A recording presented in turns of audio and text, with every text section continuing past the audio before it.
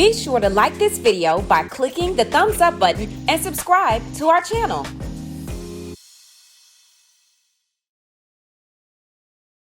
Did we ever find out who the dad was?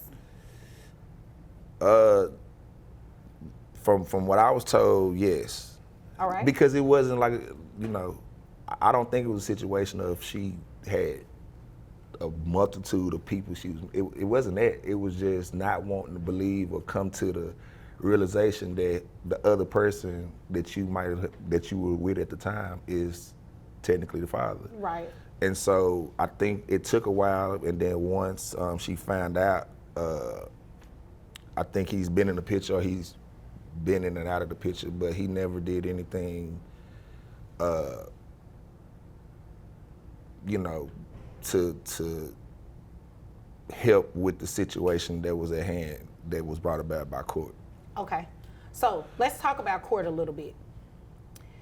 You were on child support at the time that you found out through DNA testing that this was not your child. And you petitioned the court. Like, what happened? Like, how did that actually come about? So, again, as I stated earlier, I only wanted to be off of child support. I had no intentions of not being in his life or any of that. I just, like I said, and so that in itself creates hostility, right? So hostility between you and mom. Me and mom. All and right. so because I'm thinking we're on the same page as far as like, look, I just want to be off child support.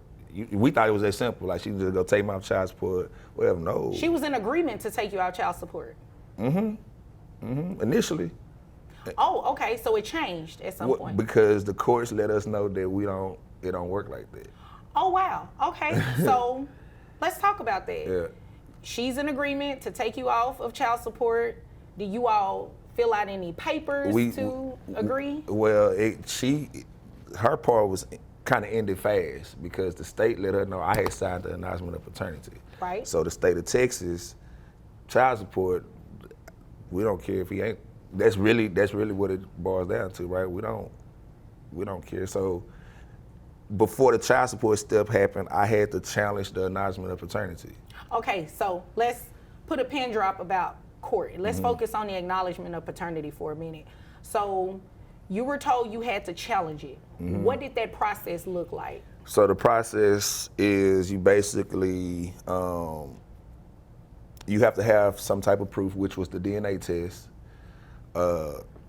However, I hadn't taken the DNA test at that time through the courts. And so my DNA test, or our DNA test that we pay for on our own, technically wasn't admissible in court. Because it wasn't court ordered. Because it wasn't court ordered. And so in the mix of challenging the announcement of paternity, you at the time, I don't know the law exactly, but at that time you had 5 years. And so the state thought that my 5 years were up because by this time, Lil Myron is 5. However, I didn't sign the announcement of paternity until he was 1. So that means I still would have had another year, an additional year left. And so they realized that, so they make me take a court-ordered DNA test. Okay. So that way it could be on record that so the results didn't change. All right, so you challenged the acknowledgement, realized you still had time within the legal realm. You did what you were supposed to do with the court-ordered DNA test. Everything is good, right? You're out child support. Nope. That's not what happened. That's not what happened. What happened? So the judge at the time, and I don't remember her name, it's been so long, but she made what she considered a moral decision. She actually told you that? Yeah, she said it. Like, her decision was that because I had been in his life and no one else was coming in the courtroom basically saying that they was the father, that she felt like that I was morally responsible, pretty much.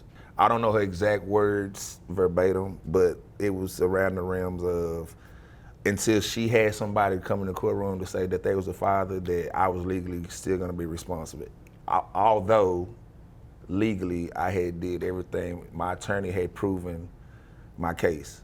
Wow. And so he was about, I want to say this was around 2000, this was at the end of 2009. And so what she did was I think it's the word is used, abate. She abated my child support. So people have to understand, you have child support and you have medical support. Right. And so they the same thing, but they totally different. Like, you owe this in child support, medical support has its own interest. Right, whatever, right. It just, when it lump sums, it comes out in one. It comes out in one. Got you. Right. Got So she abated my child support, and at that time, I don't know, let's say I was paying $250 a month.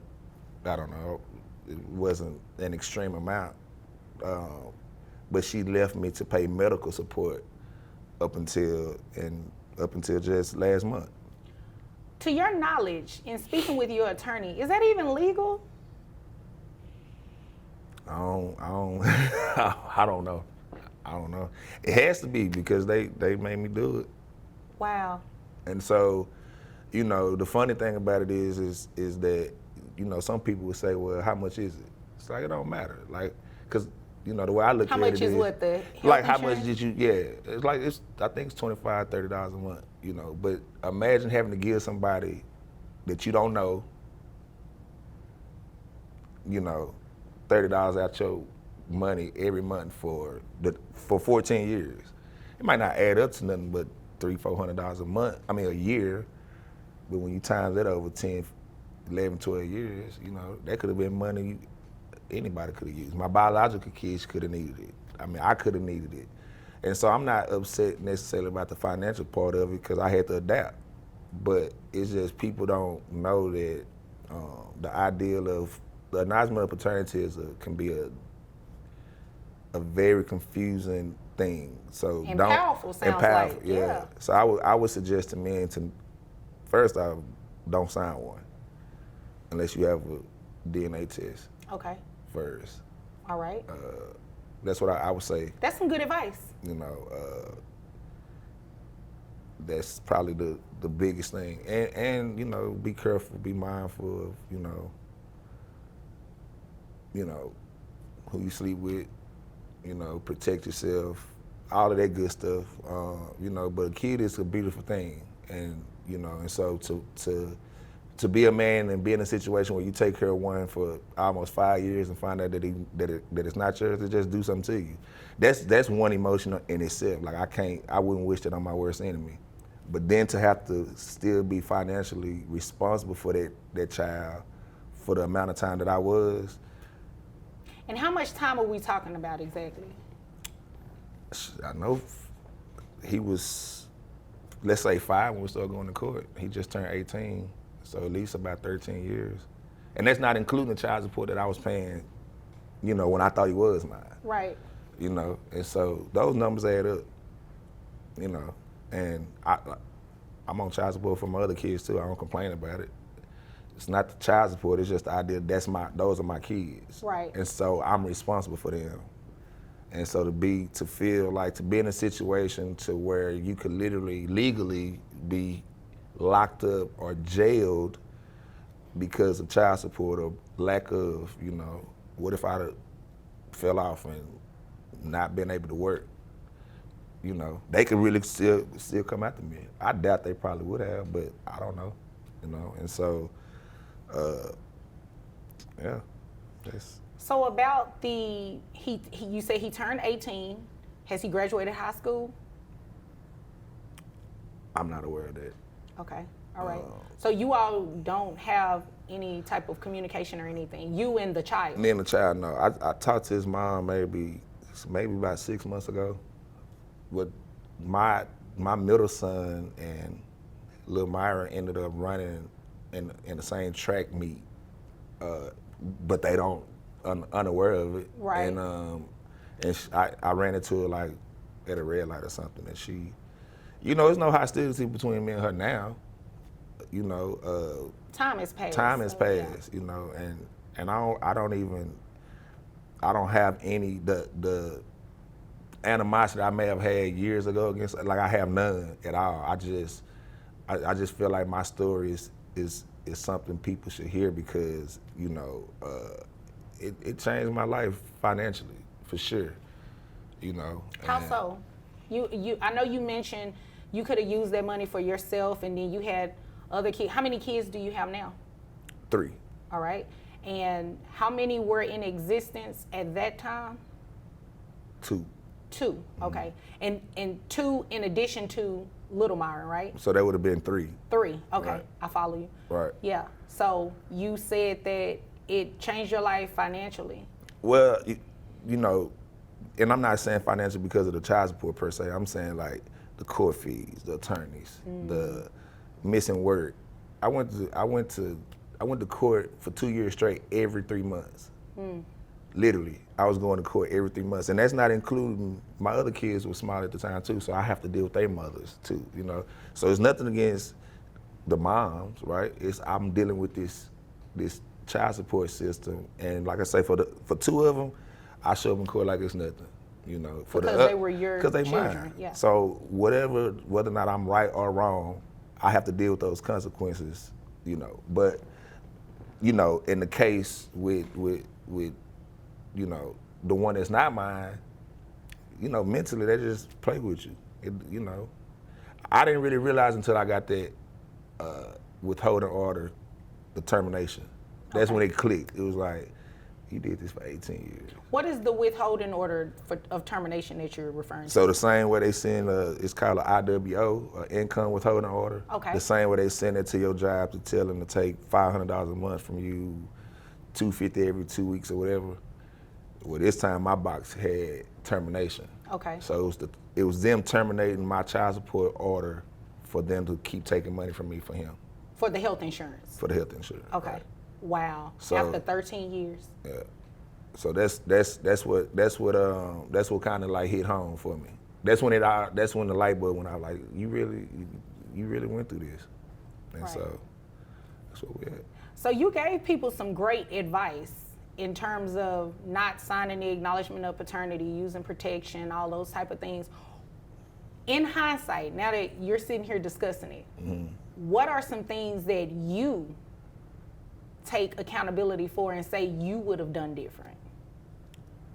First, I was just being responsible to start off. You know, What do you mean by being responsible? I should have never been in a position to where, you know, a woman that I was sleeping with, child is not mine. You know, whether you look at that as being married or you look at that as being in a committed relationship, whichever way they fit. That's probably the first thing, and then I'm accountable for not doing some of the smart things that I would tell any man to do right now. Which is what? Which is Listen to the grandmother when she say go get a DNA test. You know, listen and you know, we humans, right? So we emotional. So sometimes you can get attached to a kid real fast and you're like, I don't want to do this. Because it might be a week or 2 weeks, but then you end up hurting yourself and that child, you know, in the long run.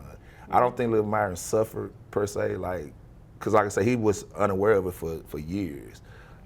But in the long run, he probably has at some point, like, where is he at? Or why he's not around? And you know, even for his mom to have to tell him or me to have to tell him or whatever. So just being accountable and responsible and you know, safe.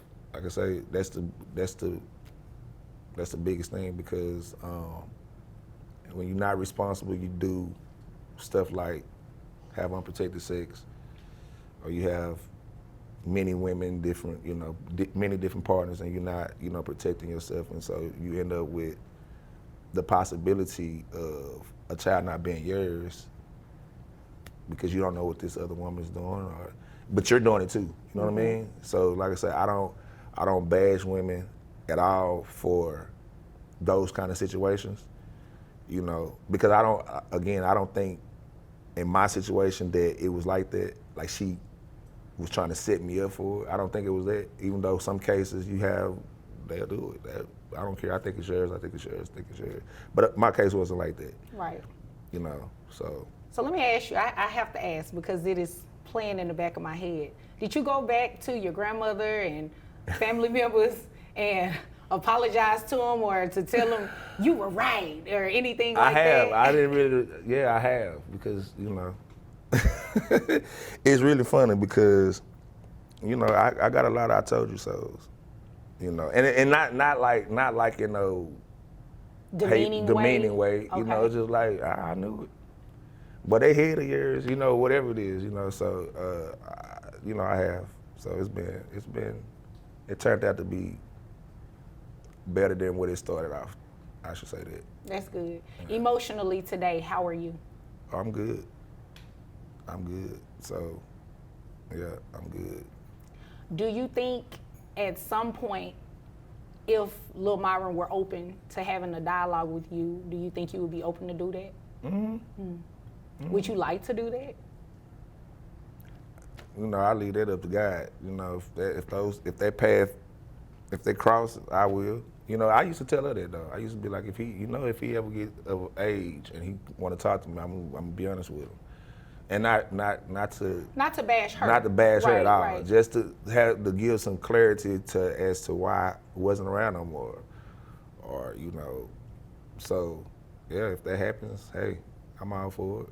I'm not necessarily looking for it, but you know, because it could be uncomfortable, you know. And I didn't ask you when you mentioned it. You said you saw her at a red light.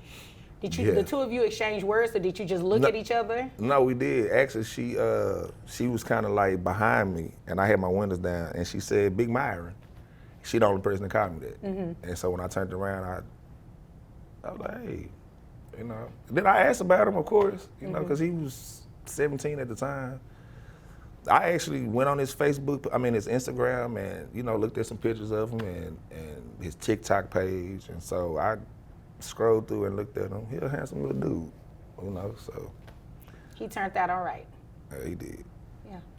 Well, in the end, that's the good thing, right? Yeah, it is. That is the good thing.